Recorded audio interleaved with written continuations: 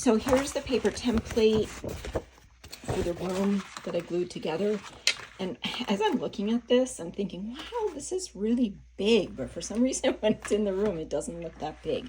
Now, I used a scrapbook type tape runner to just, you saw me do that, and just tore pieces and fudged it together. Now, what I will do with these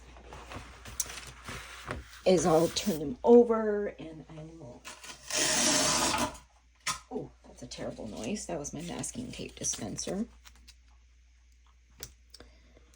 Tape them together with some masking tape, and then I'm going to go back in here and kind of peel this up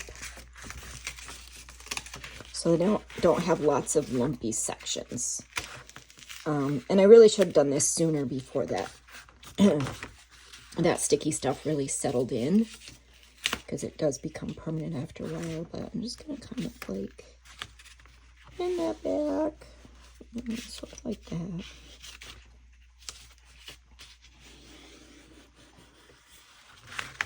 And then I'll use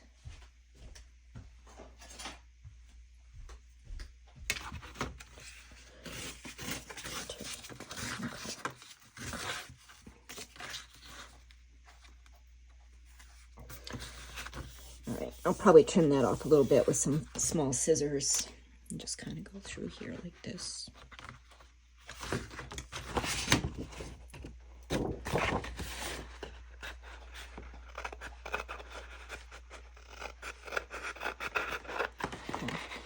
So, and the reason that I'm doing this is I just want to eliminate some of the bulk so that my floor can be as even as possible.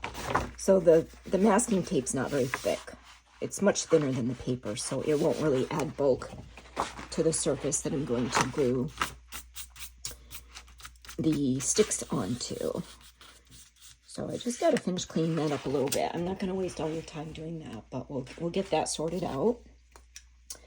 I did sand my floor, and you noticed that I was wearing gloves. I do find that the sanding dust tends to irritate my hands. So these are just, I cut these also in bulk, big, huge package of them. They're just cotton gloves.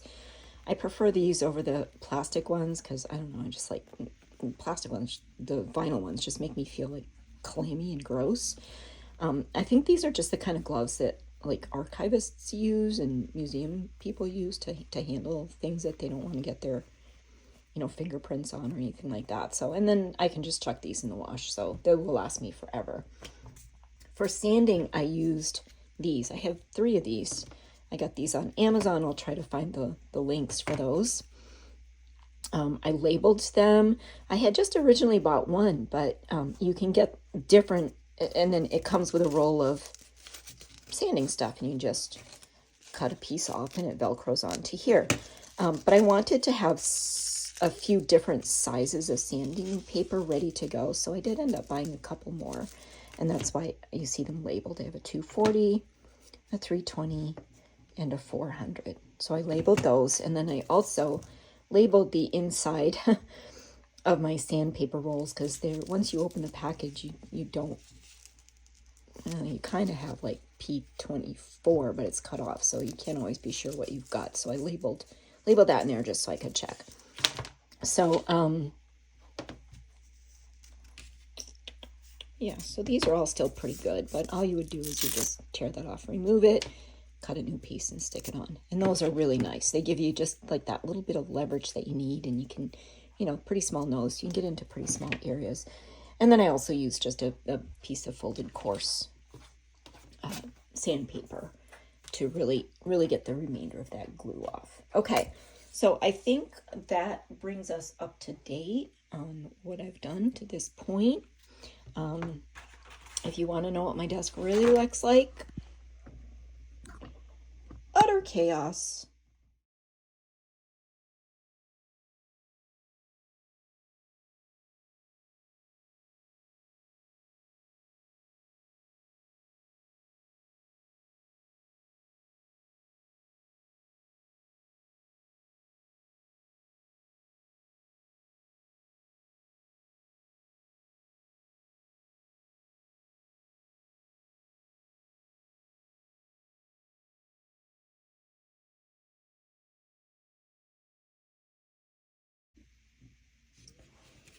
Okay, so I'm actually liking this method much better. I'm using dark paper because that way if there are any little gaps in between the floorboards, they really don't show. This paper happens to be purple. It's a very dark purple, but it, you know, it reads as brown in the Dollhouse and definitely hides any bits of gaps in the floorboards. I found a couple of sticks as I was laying them down that weren't as wide as the others, so I had to check those. I'm going to go back and look through my Amazon orders and find out where I got which, because I've ordered these craft sticks twice, and I think I didn't get the same brand both time, and the first brand I had was excellent. This brand is not so great. I'm putting the glue on the paper just because I feel it's easier and less messy than trying to handle the sticks. But it does soak up really fast, so I do have to move kind of quickly like this. But that's working out okay. Sure, get right to the edge there.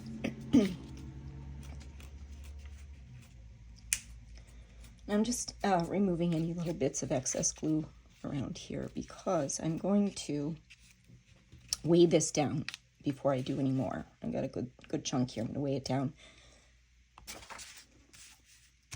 Some scrap paper, just because I don't want to get any glue on my gorgeous illustrated Harry Potter books. These are nice heavy books.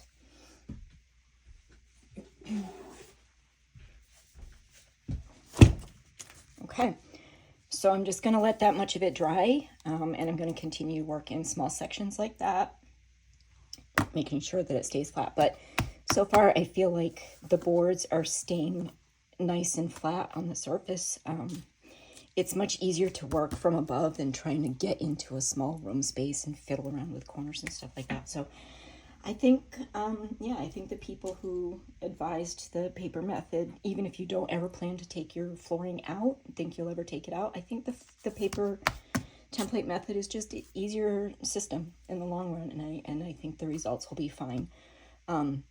You know, like I said, the other room that I put it in was just a little bit uneven. Maybe I didn't weigh it down enough. Maybe I didn't glue the paper down well enough.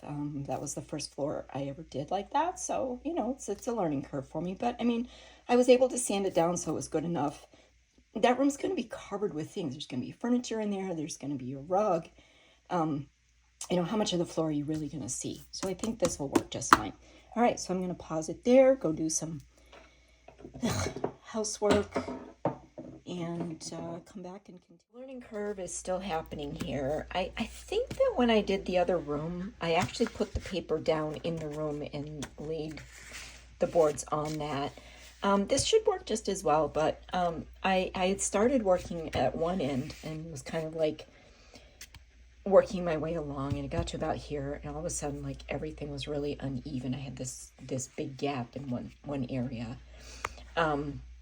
And so I ended up pulling up a bunch of these sticks. I'm probably going to have to pull up a few more here. And I think that one thing that happened was, I don't know if you can really see here, but let's see if I put a ruler here. You can kind of see, I think you can sort of see that stick isn't particularly straight. It's a little bit bowed. I think I had a couple like that. It's not showing up super well on the camera, but yeah, there's kind of a gap there where there isn't one at the end. I don't know if you can see that. So even though that's just a really tiny little bit, all of this adds up. So the next piece is a little bit off and the next piece is a little bit more off. So what I'm doing now, I'm going to throw that piece away, is I went back here and I had, excuse me, I had my central line here. So I had my central line that I drew on my paper here, and I know that's straight. And so I've done all my pieces along that line and made sure they're straight. And now I'm starting to work in that direction all the way down each row before I go to the next one. And then I'll come this way and do the same thing. The other thing I'm doing is before I glue a piece down, I'm just dry fitting it to see if it's straight, and this one's not. It's pretty, you know, pretty bowed right there. I don't know, I might be able, yeah, you can see if I pull at this end, that end pops out. So I'm checking each piece before I glue it down to make sure that it's several days since I started working on the floor and got all of the sticks glued to the paper. And look at this beautiful day. All right, so my floor has been sitting here for I don't know how long. My very nice Harry Potter books have been holding it down for me. I had some scrap paper just to protect the books from any glue. I like to work on this baking tray because it's just so easy to take this off my desk and slide it under the bed or something if I need to. Get it out of my way, but I can also just keep whatever I'm working on one place. That's really handy. So right now, I think this looks really good. Looks like I got a little bit of glue residue right there, but once I get this installed, I'm going to be sanding it again. So just running my hand over it, I can feel that it's kind of a little bit, you know, there's little spots where my fingers are kind of catching. I don't know if I can, you know, just see where some of the ends are just a little bit raised up. So that's why once I install this, I will sand it down again, which means that I will have to refinish it. But I think it's worth it. So this part is a little bit scary because now I have to go and make sure that this actually, hello Penny, say hi. Okay, yes Penny. I have to make sure that this fits in the room. So I'm gonna go put my camera in the tripod facing into the dollhouse room, and we'll take a look and see how this goes. I think that if this went according to plan, that I will have to cut some narrow pieces for the edge of the room, because you can see I have a little bit of my paper template hanging over there. Here, teeny bit of template here, but I think this may end up getting covered with the baseboard trim, so hopefully that won't be an issue. So let's get the camera on the tripod.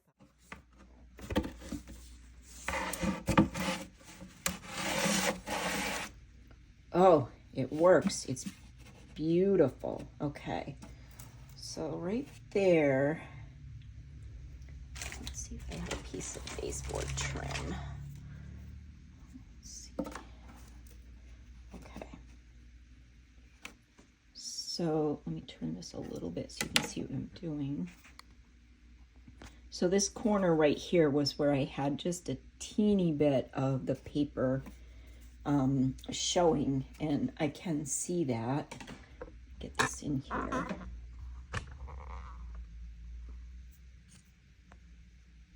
know if you can see. Yeah, I can see just a teeny bit of the paper showing right there.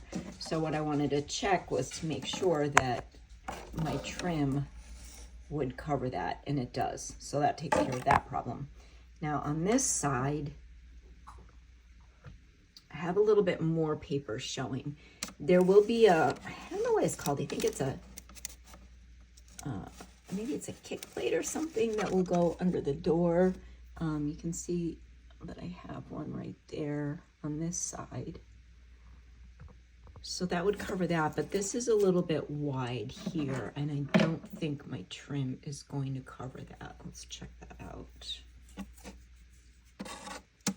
Yeah, so my trim sinks down behind that. So I do need to fill this in a little bit back there. Yeah, it sinks down in here too. Okay, so what I'm going to do now is I'm going to take this whole thing out, bring it over to my work area. And I'm going to have to cut these boards into narrow pieces and just bring them to the edge of this. All right, so I think the way that I'm going to do this is I'm going to glue one more strip all along the edge here, and then I'm going to turn this over and trim them off against the line of the paper.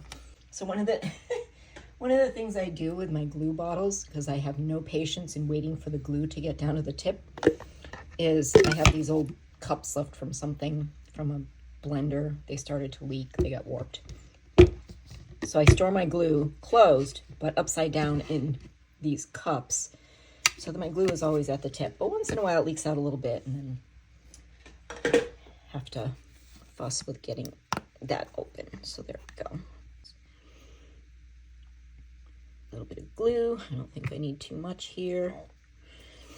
Cap that up and put it back in the upside down container. And here we go. Let's glue this on and try not to hit the camera when we're doing it. I'm going to put a little scrap paper under here because I just don't want to get glue all over my work mat. Okay, so just got a little glue on there, but that's okay. I mean, A, this is going to get sanded. B, this is dark wood glue, which won't show too much if I get it on something. Let's get that one in there.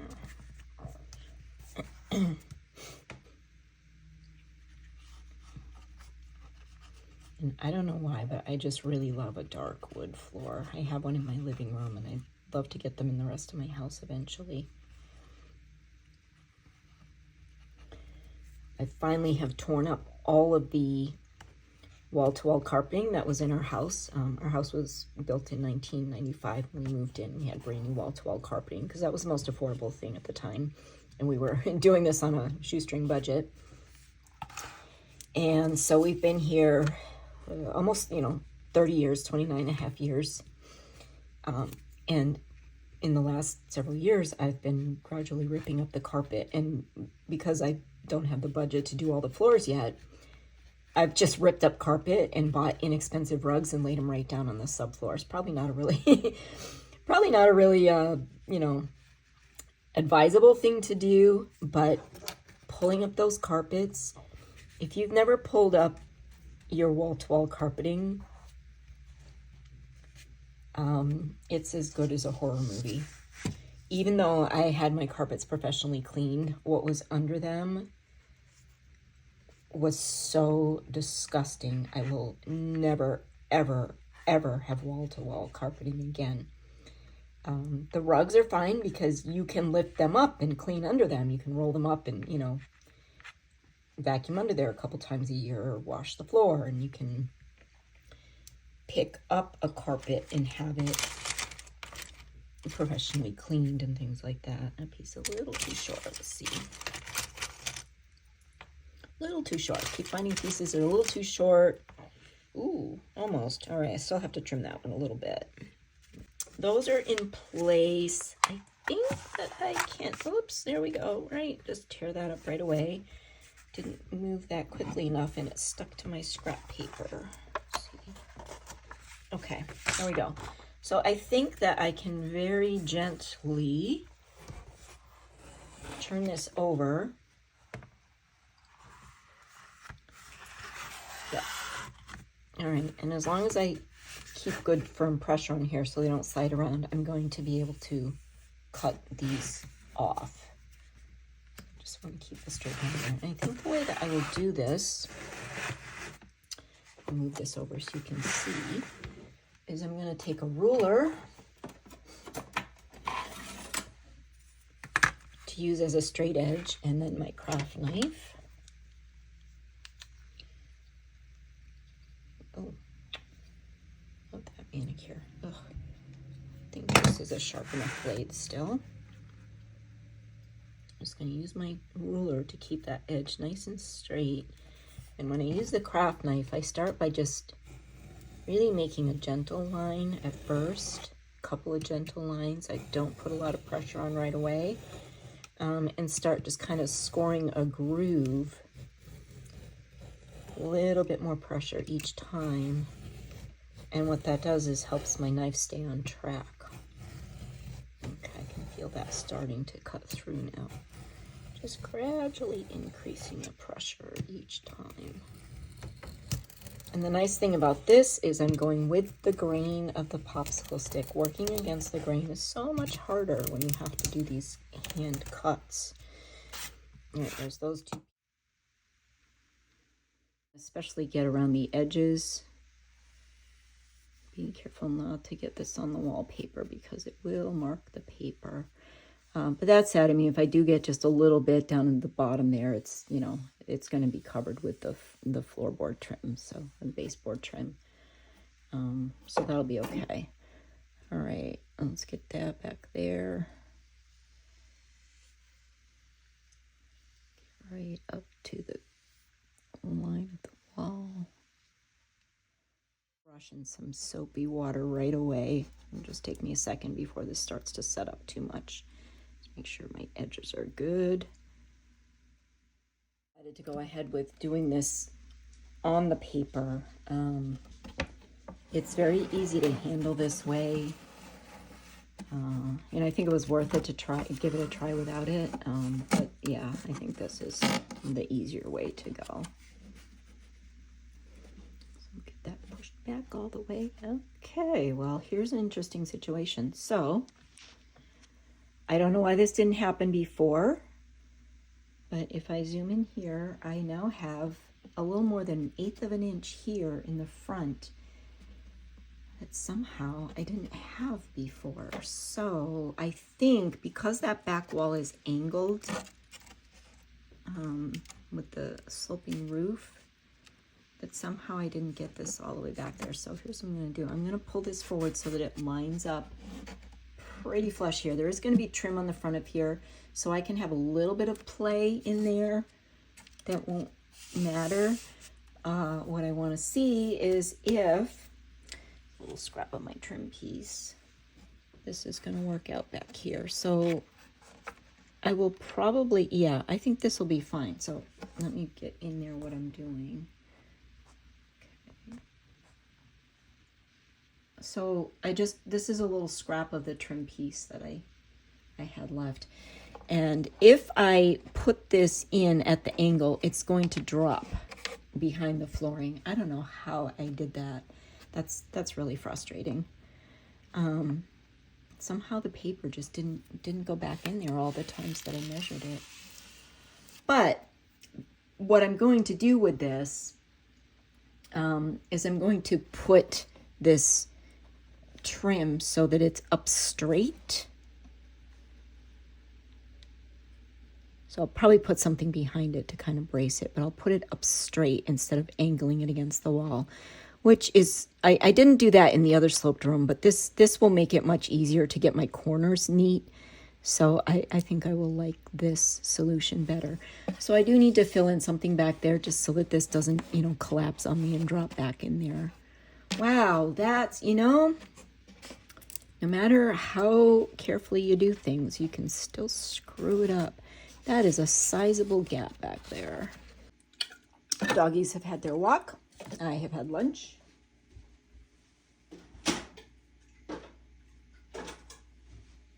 I've also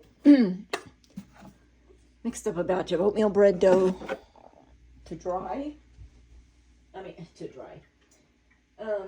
What does bread do? To rise. I don't know. It's cold weather. Makes me feel like making bread. Something new. I've never done that before. I made one loaf a couple weeks ago and it came out surprisingly good for the first loaf of bread. So today I'm trying an oatmeal bread. This is why I never get anything done. It is 1:15 and all I've managed to do is glue a few extra little edge strips on this flooring, and I'll go put that back in its upside down spot in a minute for the next time I do something with glue, with wood glue.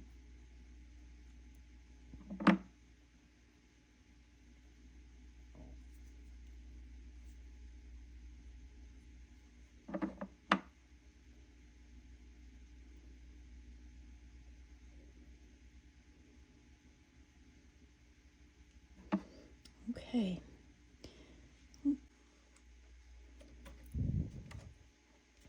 All right, so that's in there.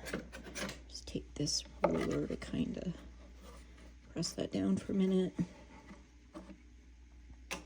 All right, so my next project now is to sand this so that it's quite a bit smoother. There's quite a number of spots where I can feel that the boards aren't perfectly flat. And that may be how they dried, but it also just could be that, these are not laser cut items as far as I know. They're all a little bit irregular.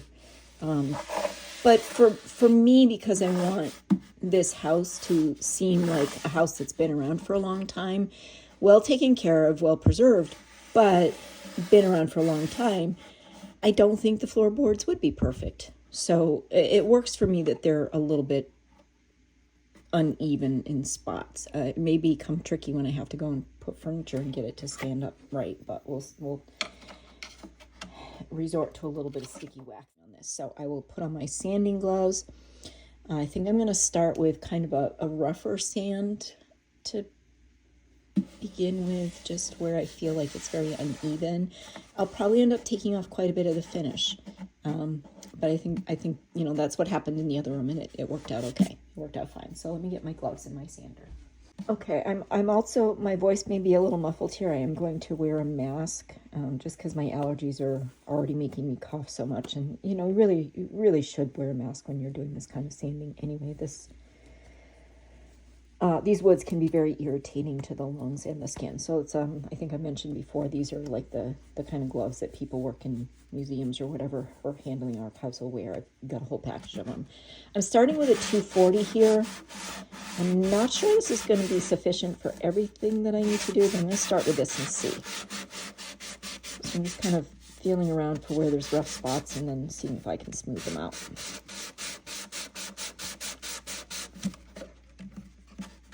I am also wearing glasses, I should say. They're not, workers' goggles per se, but I do have glasses on, and I think they, in this situation at least, they provide enough protection to keep the dust out of my eyes. So, drugstore glasses, I have them all over my house. I'm that age. So, I'm going to put this on time lapse now.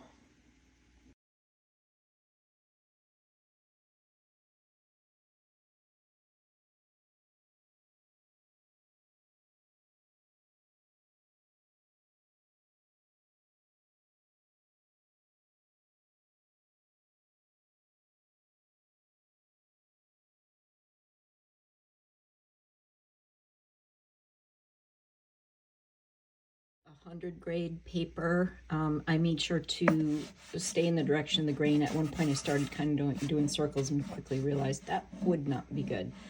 So I stayed in the direction of the grain. I did all of it with 100.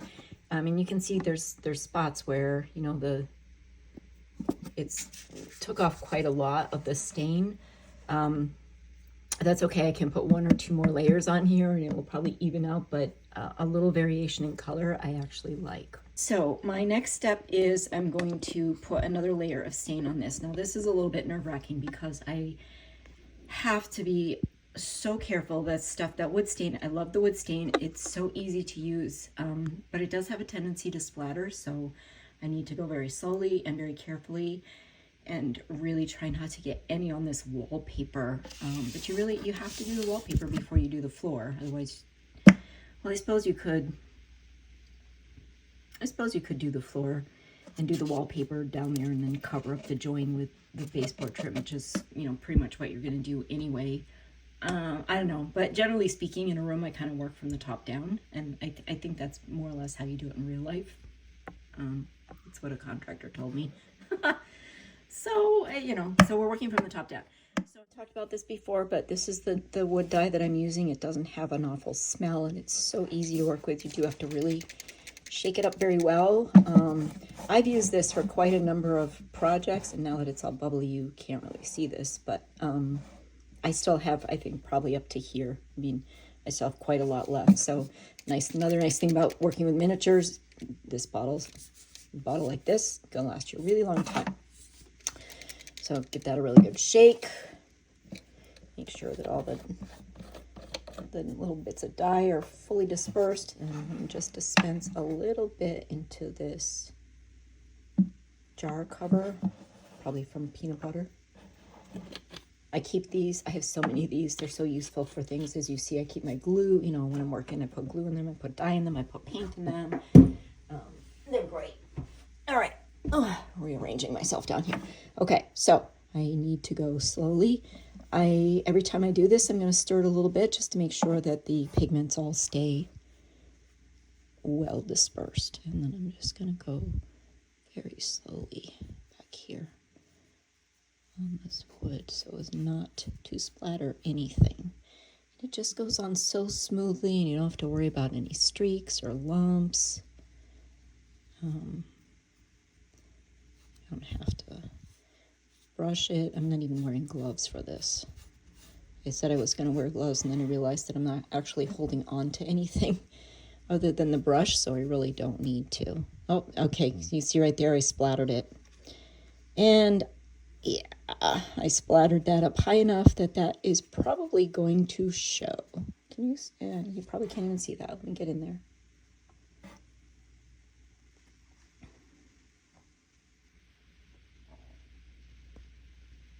See that? Those dots right there. Now this big splatter down here, not a problem. That's definitely going to be behind the trim. These two might not. Here's what I'm going to do. I'm just going to continue to work here, trying to be as careful as I possibly can. If those two dots end up being above the trim, which I think they will, I'm going to take a little paintbrush and just touch up the wallpaper back there. No one will ever know. So what happened was I started trying to move too fast here. So that is the one thing that is a downside with working with these wood dyes, is that they do have a tendency to splatter very easily. It's not much different from working with just, water, except this will stain everything. Okay, now here it gets tricky because I have to get into this corner, which would be, that angle would be easier with my left hand, but I'm a righty and I'm afraid I won't be steady enough with my left hand, so this is going to be tricky over here. Working my way forward here. Got that back wall lined so I don't have to worry quite so much about the splattering issue. Yeah, those two higher dots of splatter back there are going to show, so I'll have to just touch those up with a little bit of paint or something.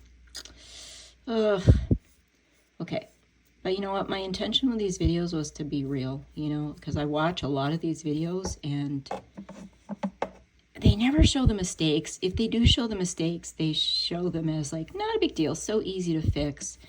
And here's the truth, like, I'm really upset with myself for getting this on the wallpaper right now. I'm so upset that I did that. I was trying not to.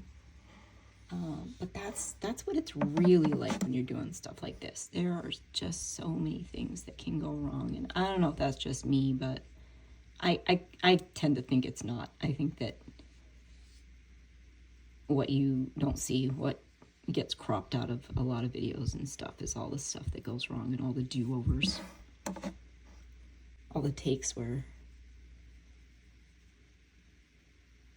people coughed or sneezed or the dogs barked or whatever. And if something's really noisy and obnoxious, I'm going to probably try to edit it out, but otherwise, I'm trying to be real here. This is what it's really like. Sometimes I think it would be really fun if I had, like, an old barn that I could, that was, was refinished and had, plumbing and lighting and heat and everything like that, and get a bunch of people together with their doll houses, and we could all work together and cheer each other on and eat too many cookies and drink too much coffee, and commiserate on all the stupid things that we do wrong. Wouldn't that be so much fun? You can see how much darker it is. On the camera, it's actually looking even darker than it really is. So these dyes are, to some extent, they're buildable. I mean, the first coat's not going to be super dark. The second and third coats are going to darken things. Second one considerably darker. After that, it's more subtle after the second coat. It's not a huge difference, but I've mixed colors before. I only currently have 3 colors of dye, but I have mixed. One's a gray, so I don't use that one much. I used it for something in particular. Beautiful washed out, sort of nautical gray color. Then I have this, and I have a I think it's called light oak or something. This is what, dark walnut. So far, this is the one I find myself using the most, but when I wanted something a little bit lighter, I've mixed, you know, some light oak into the dark walnut. Not in the bottle, in a container like this, and I've, you know, gotten some other shade of dye that was just really beautiful. Really, really like these dyes. Okay, getting there. Just using a regular paintbrush for this, just sort of a cheapy brand from Michael's, nothing special. Clean it off with soap and water after. Kind of thinking that this might be the only coat I need to put on. And you see right here where it's starting to dry. And this looks quite a bit lighter than right here. Put that down so you can see a little more. So it's drying much later than this. So, ooh, wow. And like this grain right here, oh, that's so obvious on camera. It's actually not in real life. I mean, you can see it, but this is looking so messy on camera. And I can tell you that,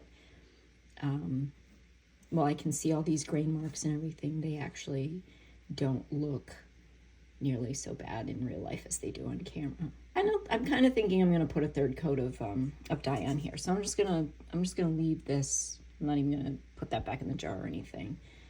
It won't dry out too quickly. Now it will dry on the wood pretty quickly, as you can see. It's soaking right in and drying out. But what's in my little dispenser dish right there, that's not going anywhere too fast. So I'm gonna just leave that to the side. I'm gonna let all of this dry a little bit, take another look and decide if I need to put a third coat. Right now I'm leaning toward it. So I'm looking at the floor. It's had overnight to dry. It's the next day. It's very interesting how colors change in the camera. So in the camera, I'm seeing what looks like a lot of scratching here. And it's actually, some of it may be scratches, but mostly it's actually just the grain of the wood. Also, this color right here, like especially in this part of the camera, it looks kind of, I don't know if I can change my lighting a little angle a little, but it looks sort of like a yellowy dark oak or dark pine color or something. I'm just moving my light around to see if that changes anything. But in real life, this floor looks like a pretty dark brown. It's not, I wouldn't call it a red brown, but it definitely appears redder than it actually does in this video. So the moral of the story is I like the color. I like this coat. I don't feel like I need another coat. I think it's fine. So the Little Fair's wood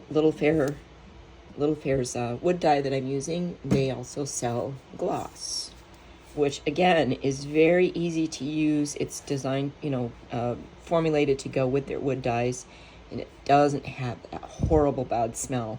One of the first pieces of furniture I did, I used regular wood varnish and regular wood stain, and like the smell was terrible, and it just stayed forever. I couldn't, it was like I just wanted to leave the piece outside for 2 weeks to get rid of the smell. So the ease of use and the fact that this doesn't smell are two of the big reasons why I've been using these products for my floors. So I'm going to dispense some of that. I'm going to need more of it. I'm absolutely sure this has no, just using a dry cloth here. Make sure it's completely clean. I don't feel anything there, so do want to be careful of my wallpaper again, but this is a little less critical than the dye. And here we go. So it's a little bit thicker than the wood dye, so you do want to make sure that you smooth it out, but it smooths out so easily. And it really just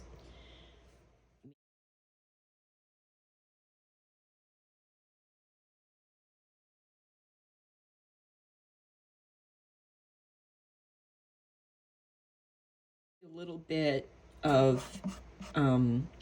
bit of the varnish still looks sort of whitish where it's slipped into the cracks between some of these boards. I'm sure you can't see that too much at your angle. There's a little bit right here you can see. That's fine. That's going to dry clear. It's not going to be an issue. So this stuff, it does say quick drying. It doesn't say anywhere how long it takes to dry, but I seem to remember it really didn't take long at all. It does say that you should do 2 coats, that you should dust with something very fine and not dust, but rub it back. They say rub it back gently before the final coat with a fine abrasive, which I take to mean sand it very lightly with a really fine sandpaper. So I will do that. I probably did that in the other room, just looking at how it looks in the other room. And, you know, if that's what the instructions said, I'm sure that's what I did. So I'm going to let this dry for a bit. We'll do that final sanding. We'll do one more coat of this. I've just left that in the pot that I dispensed it in. I think that's going to be fine. We'll just put a little cover on it. There we go. Just cover it up lightly. Keep it from getting too dry or sticky. So that's going to be fine. Now, okay, so I'm going to leave it there. We'll come back. We'll do that final coat a little bit later, hopefully a little bit later this morning. Still feels a little like it's dry touch, but you can kind of feel that there's still dampness underneath that. So I really don't think that'll take long. So we'll be back. It's pretty dry. I have the house to myself for a short period of time here, so I'm going to try to finish this up. I'm starting with my 400.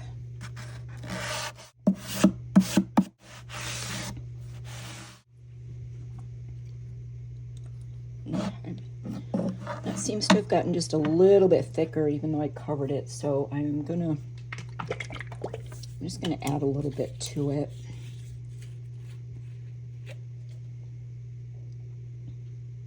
I think it should work fine once I mix that in. If not, throw it out and get a fresh batch. Now that's gonna be fine. Yeah. A little bit creamy, but no, it's going on beautifully.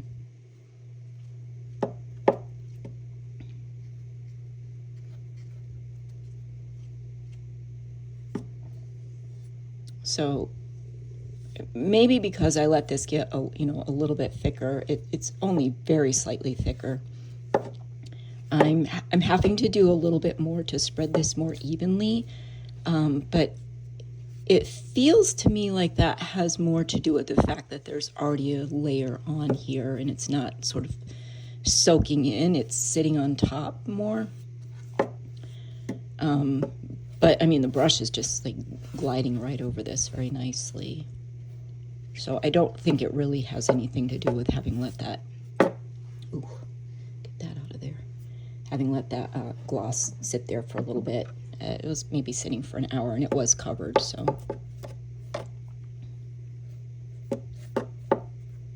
Okay, this second coat, oh, it's beautiful. It's just making this floor look so nice. I love it. I love it. I wish that I had darkened that a little bit right there, but there's there'll be a rug most likely covering that anyway, because I do plan to have some scatter rugs around in these rooms.